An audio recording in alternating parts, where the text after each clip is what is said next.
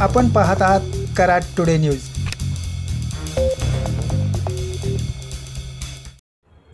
पुणे बेंगलोर महामार्गावर मलकापूर येथे सुरू असलेल्या उड्डाणपुलाच्या भरावाचे काम आज मलकापुरातील नागरिकांनी बंद पाडले। उड्डाणपूल ते जखीनवाडी दरम्यान भराव टाकल्याने येथील शेतकरी नागरिकांना ये-जा करण्यासाठी लांबचा पल्ला पार करून ये-जा करावी लागेल। त्यामुळे लोटस फर्निचर नजीक सध्या होणाऱ्या भरावातून भुयारी मार्ग करण्यात यावा अशी मागणी करत सदरचे काम आज बंद पाडले। मलकापूरचे माजी उपनगराध्यक्ष मनोहर शिंदे व परिसरातील शेतकरी नागरिकांनी यावेळी उपस्थित अधिकाऱ्यांशी चर्चा केली। शिवाय रस्ते विकास प्राधिकरणाकडे यापूर्वीच निवेदन दिल्याचे सांगण्यात आले।